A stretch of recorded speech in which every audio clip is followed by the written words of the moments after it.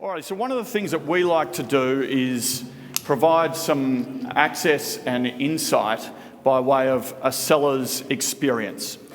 What they went through themselves selling through either the Flippa environment or any other environment for that matter, how they found that experience, what surprised them, and what they're up to now. So some very quick introductions.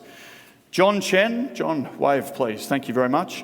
John is an entrepreneur through acquisition, just the type we love at Flippa. So he bought Blush & Bar, it was an e-commerce jewellery business, and he bought that on Flippa for $7,500. He sold it a couple of months ago for $550,000. Congratulations, John. Prior to Blush & Bar, he worked at Kinderhook Partners, which is a private equity firm with just under $200 million under management. George, immediately to my right, George was the president and CEO of AMI for over 15 years. As a successful CEO, he grew revenues and value over 10 times, turning the company into a leading provider of business process automation with notable clients including SpaceX, Walt Disney, and the NBC Universal Group, among others. In February 2018, not long ago, he negotiated a multi-million-dollar exit, selling to a strategic buyer. He's obviously therefore an accomplished seller. George is now an angel investor, startup founder coach, and the founder and managing director at Value Scaler, which is a startup accelerator, and George loves working on startups and exits. Steve, on my far right. Steve McGarry is an entrepreneur, content creator, and investor based in Tampa, Florida. In 2014, Steve raised $3.5 million for his startup LendLayer, which was acquired by Max Levchin. He's the founder of PayPal. Max Levchin's startup, Affirm. In the last 5 years, Steve has built an online community that reaches 2.4 million people every month on social media and developed a portfolio of over 20 cash flow positive websites. He's an active seller and an active buyer. Alrighty, gentlemen, well, thank you so much for joining us on the panel today. We've got the audience here and we've got an audience listening to us via live stream all over the world. So firstly, John, what surprised you most about the selling experience itself? What surprised me the most is probably like how long it took. So I remember I spoke with Blake before I sold it, and I asked him, how long does it take to sell something like this? And he's like, oh, it probably takes like 4 months on average. And I was like, oh, okay, I'll just sell mine in like 14 days, it'll be fine. And it was weird because once you make the decision, or once I made the decision in my head to sell it, I basically didn't try to grow the business as hard as I did in the first 2 years. So, I just had to make sure the business didn't fall apart in the 4 months that I tried to sell it. So that was pretty surprising at how stressful that 4-month period was. 4 months seems like a long time, but actually it's a bit quicker than most. Yeah. The average sales cycle is about 6 months. How long did the acquisition process take for you guys, George? The sales process? For us, from the day that I sent the email to the strategic until the day that the wire cleared, it was like 18 months with a lot of twists and turns, on again, off again, highs and lows, like the roller coaster. So yeah, that was our process. So we've got Chuck Mullins from Quiet Light Brokerage up on stage a little bit later, and I'm sure he'll also agree with this. But a lot of people think the sales process is a lot quicker than it needs to be. Steve, so the process of selling is really foreign to most, and that's probably the scariest thing about going through the process in itself.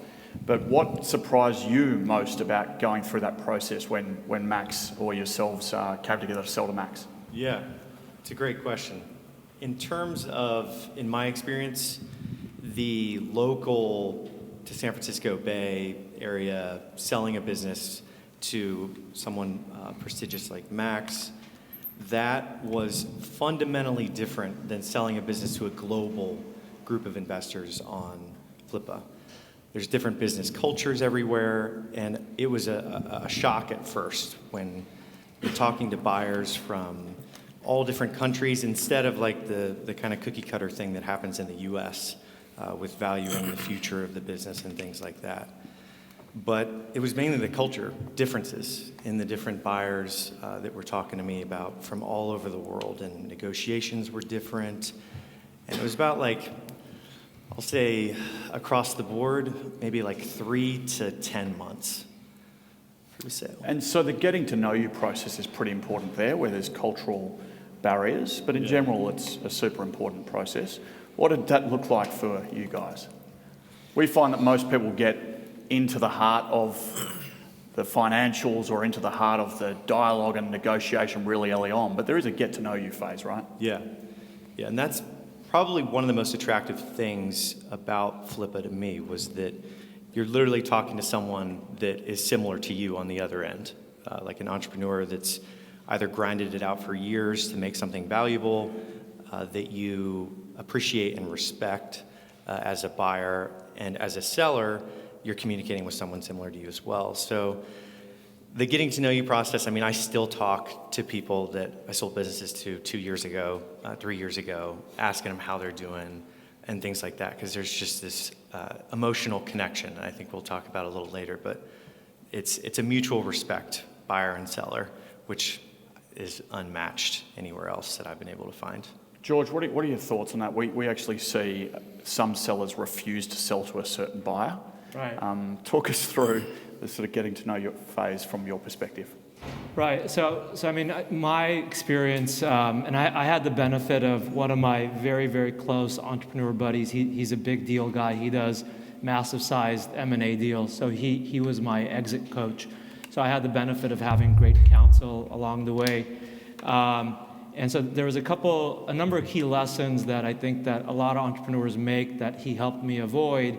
And one of them was really understanding just the general idea that this is like, for most of us, we're very used to selling. This is selling anything else that you've sold. This probably for most of us is your biggest transaction to date. So you might have sold your house, and this might be bigger than that. And hopefully we'll all go on and do ones that are 10x, whatever that first one was.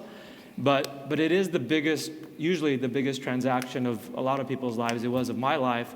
And so I invested a lot in it. I wanted to learn. And as it relates to the buyer, it was all about understanding that I'm selling something. So they're making both a financial and an emotional decision.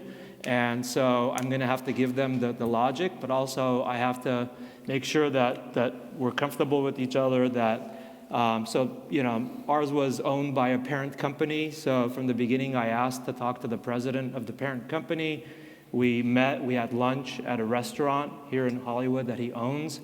So that was kind of cool. So, and then we maintained that relationship to the point where my main contact with the buyer was their executive vice president. And so one of the great advice I got was put him on a good cadence, because these deals, timing is the killer of all deals.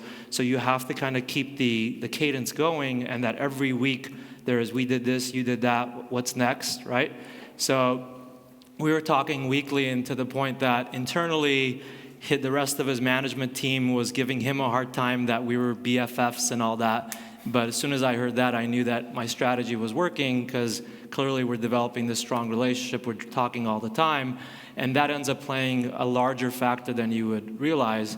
So I think, Blake, you shared a little bit on our discussions earlier that sometimes the buyers might come in a little too hard and sellers might get a little defensive. And to the extent that a lot of people here are sellers, I would just say kind of welcome it and build a relationship and realize that you have a goal in mind and you have to do everything you can to get the optimal outcome. So it's a little bit of a different, kind of going away from protective of your baby and then really looking at how do I maximize this outcome for myself. Yeah, fantastic insights. Buyers will push you hard. John, you mentioned that, the 4-month process of getting the business sold and some of the work that you had done beforehand. So clearly it's not just about financial performance. What were some of the things that helped your business stand out from the rest?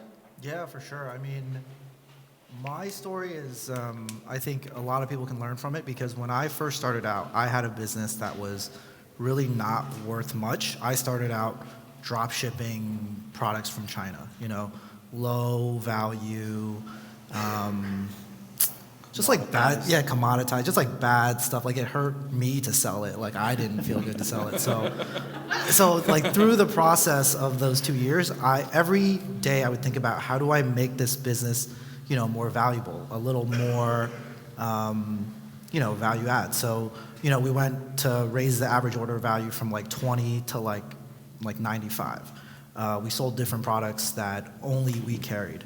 We tried to do things that, certain drop shipping businesses couldn't do. So we got on TV, we got on Wendy Williams, we had influencers, a bunch of different things. I was speaking with someone earlier here who has an Amazon business. I just want to know who here has an FBA Amazon type business. So, okay, maybe 5 people?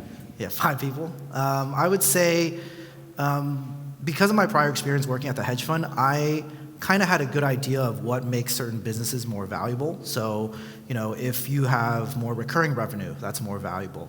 If you, if you have a SaaS business, you have a lower churn rate, that's more valuable. If you have more diversified, channels, if you sell on different channels other than Amazon or other than Shopify, that's more attractive. So if you have higher margin, that's more attractive. So we tried to do all those things gradually over the course of the 2 years. So we made the product in-house, we had our own supply chain, we had products that other people couldn't sell. So it was a gradual process of just trying to make the business more valuable, and that naturally led it to be more attractive to buyers. Fantastic.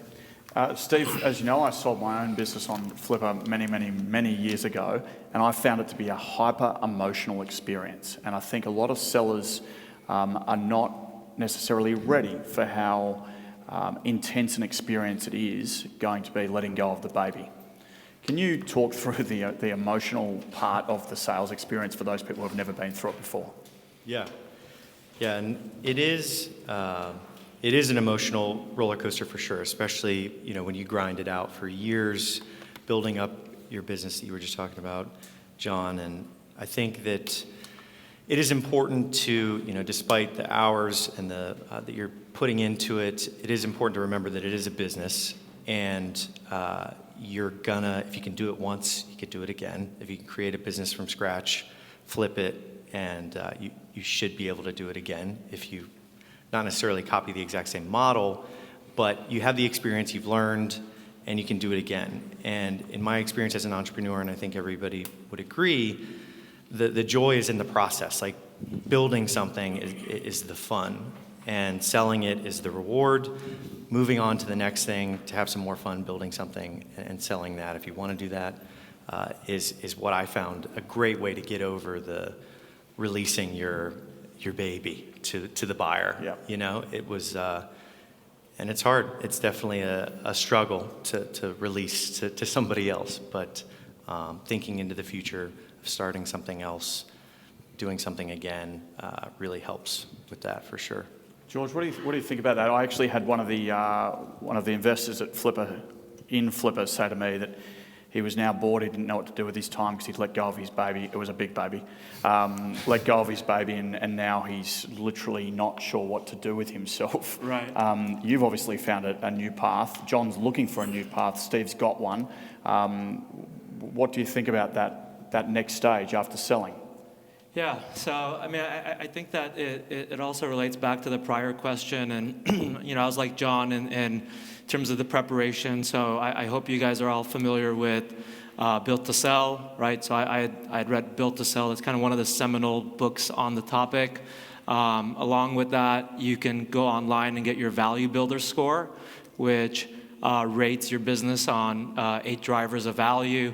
So I think when you do a number of things that mentally over a period of a year or two prepare you for the exit, it becomes a lot less emotional. And then attached to that is, why are you selling, and are you being pushed to sell, or are you being pulled to sell? So there's this whole other kind of thought process. So what I call the post-exit identity crisis is real, and it'll really mess with you. It definitely messed with me. even though I knew I had a greater calling. I knew that, so my company, we help businesses go paperless and automate their workflows. So we serve corporate, government, and all that. But I just got tired after 10, 15 years of helping companies go paperless. I felt like there's something greater in store for me, like there's some other way that I'm meant to improve the world. So I was pulled to something greater, but until you figure out what that is, it's definitely challenging. The emotional roller coaster is just like with the deal being on and off, like in the case of the buyers, who was the people that I started with, but I pushed hard and they left. They said, okay, well, why don't you work with the other buyers since you're going to get such a great deal? So they kind of called my bluff, and now I was left with nothing. And then I couldn't talk to them for a number of months until we were able to re-engage. So like, you just imagine thinking I'm getting this stellar deal, and then they back out, and then that kind of happened twice. And then afterwards, while there's the high of selling, then, until I think many times our identity is wrapped up in the business, so getting kind of clear that that business was not me, and then figuring out what is me, what is my identity, and then figuring out, and I'm a big Tony Robbins guy, so a lot of that is finding like who you want to serve and what you're going to make better, right? So when you tap into that, and I get away from ego and I tap into who I'm going to serve, so now I serve people that are looking to start up and have venture-backed companies, and I serve people that are looking to exit and want to create an outcome. There's plenty of people in the middle, all the growth hackers, the marketing experts that will 10x your revenue. So I don't play in that middle zone. I love the beginning and the end. And I get to serve those founders. Those are areas that I'm passionate about and had success with. So that's who I talk to, I coach, I help, I advise, I mentor, I invest, and I get a lot of satisfaction. But it's taken over a year for me to kind of settle in and notch into the right thing versus like just always feeling like it wasn't quite there. Fantastic insights. John, you had lots of interest and you had a deal fall over. Yeah. So you were negotiating, you had a signed contract. Yeah. Signed contract fell through. It's actually a very common experience in the sales process. Can you just talk us through, first getting all of the buyer feedback, hearing that, and then finally getting to that point where you had a deal? Yeah, sure. So we had like a lot of interest from the beginning.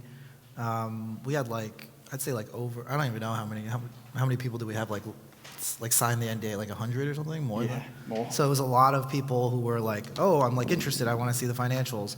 And then from that, I probably had 10 phone calls with interested parties. And to add to what George said, it's stressful during that period, I think, for a lot of you guys if you end up selling, because if you have a business, it's a large percent of your net worth, right? And you don't really interact with it on the day-to-day, but when you're trying to sell it, you're hypersensitive of this big, business that you're trying to sell, and you're trying to not unload, but you're trying to sell. So you're hypersensitive of any fluctuations of that worth. So you're thinking, oh, did I say something wrong? Did I not put it in the best light?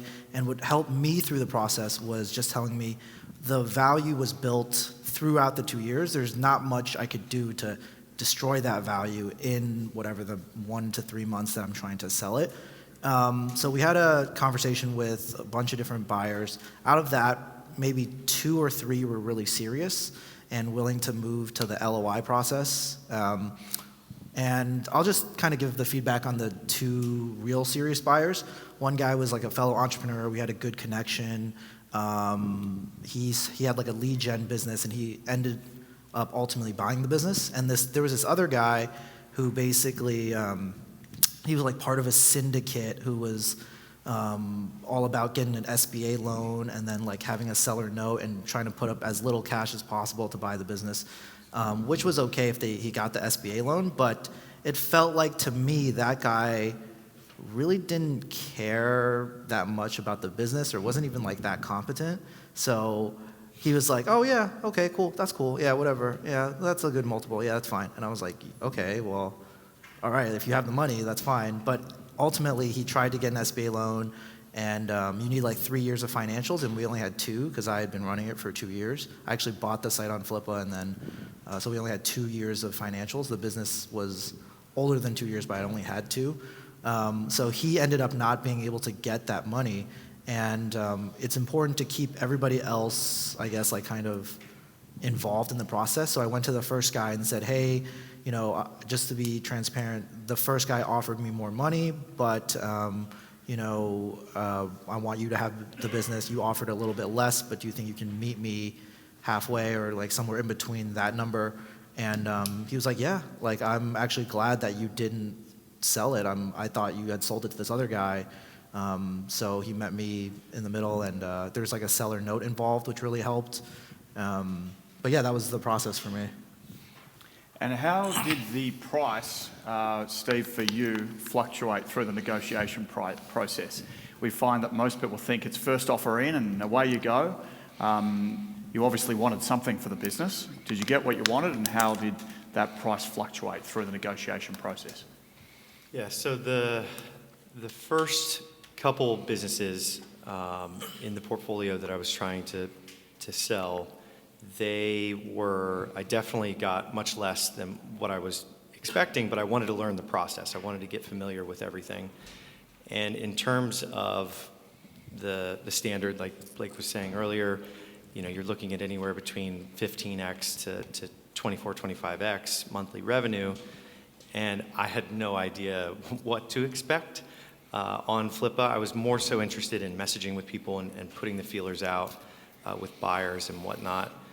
But what I found was that there were a lot of buyers that come in, and given it is an emotional process for an entrepreneur that's built something and is selling it, there were everybody's lowballing. Everybody's coming in and saying like, we're going to give you 2 times the monthly revenue or something crazy like that. It's much different than something where you're projecting the future value, like with a venture-backed startup where you're projecting the value of the depth of the market and you're raising millions of dollars at like a $30 million valuation, whatever it is. It's so much different when you're dealing with monthly revenue, a full amount up front for the business or seller financing and earnouts and whatnot. But I think that in terms of getting what I asked for and what I felt I deserved, that works itself out over time because you start learning what people are offering, what they're actually purchasing. And if you hit between that 15 and that 24, 25x range, that's when a good auction happens. That's when professional buyers come in. People are actually interested because they're like, all right, this person's actually priced their business correctly, and you actually deal with some people that are putting good offers in. So getting comfortable with that, and as George was saying, kind of getting emotionally prepared over time, preparing yourself for putting it off on someone that you hopefully have an emotional connection with, or Yeah, you will get lowballed. The guy who ended up buying my business first came in and lowballed me, and it's important to not get like offended and be like get out of here, because you can always and he had the money too. It's just like everyone wants a good deal, so he had the money. You just say, okay, thank you for your offer, and then go through, can you meet me halfway, or we have a lot of interest from different other buyers or whatever for different reasons you think it's more valuable. And yeah, I mean, don't get offended if they just lowball you, because everyone's gonna lowball you. I think the way I would describe what we're talking about is the difference between a financial buyer and a strategic buyer, right? So it's important to understand that differentiation. So financial buyer basically wants it for the profits, right? They want it for how it's going to add to their bottom line and possibly top line. A strategic buyer is more interested about how it fits into their portfolio, and they're usually looking to plug a hole that they have in their portfolio. When they do their business planning and when they look at the market and their opportunities, they identify a weakness here, and they're out looking for it. So if they're talking to you and they're trying to fill that, they're looking at the math very differently than somebody that's just trying to get something that if I can pay 100 and make 150 per year back, then I'm happy with that. That's a financial buyer. Typically a competitor would be a financial buyer if they're just looking to consume your Amazon business and then keep everything else the same. But a strategic, so in my case, we did document scanning and document management software. Our buyer did record storage and records destruction, like Iron Mountain. You guys are probably familiar with Iron Mountain. So Iron Mountain's like global, like they're based here. My buyer was based here in LA. So they knew they needed to get into the scanning and document management space. So with my company, they got the 2 big holes in their portfolio in one shot. So that was incredibly valuable for them. So of course, their initial offer was very low, but because I talked to them and I ensured that that was the strategic fit and always kept reminding them of that, that helped in driving the number up and up and up to get it to where we got it. So yeah, my advice would be let the offers come in where they come in. I would just ask some basic questions, and Flippa makes everything easy, including the messaging. There's a lot of things in traditional M&A that are very hard and different, and there's always a middleman, and you're not supposed to talk to the buyer and seller aren't supposed to talk, and there's so many things that Flippa solves for, and it makes more easy and more relevant for this demographic. But yeah, so just, you start messaging. So they make a lowball offer, no problem. Say, hey, no, it's a little bit lower than some of the other offers, but, I'd love to learn more about you and what your interests are. What are you planning on doing with the business? What are your, strategic plans and all that? And then usually by their answer, if you ask this to 10 people, you'll clearly see like who's got their shit together and who doesn't, like who's approaching this strategically. And those are the ones that you want to hone in on and start working with them. And then what you want to do is, like what I did with my buyers, is I was able to get on their side of the table. So, one of the questions you ask as you're building the relationship is so how do you buy? So how do you value businesses like mine? Like a lot of people think you can't ask the buyer that, but you actually can, because you're just asking generically, like how do you buy? So all 3 of us now are also buyers as well on Flippa, right? So you could ask us, well, how do you buy? We each have a criteria we're looking for. And so if a buyer doesn't want to give you that, first of all, they're not being transparent. So they should be able to talk in ranges like, I look for cash flowing businesses and I buy at 2 to 3 times EBITDA. Okay, I could deal with that. So then the next thing is to be able to get on their side. And when you understand how they're evaluating your business, provide everything in the way they want to see it and in the way that allows them to justify the highest price possible. So without kind of getting too in the weeds of like calculations and all that, as Blake was sharing, there's basic formulas around kind of a multiple of profit. So maybe the multiple of profit is set, but what is that profit number? Like what can we add back and what can we put in as some growth factor? What could we put in as some other things, expenses that they're going to cut as soon as they buy it? So there's different ways you could work it so that you can get that number as big as possible in a way that they say, okay, I see what you're saying, and then you can kind of validate that the number should be higher than what it was. So Fantastic insight.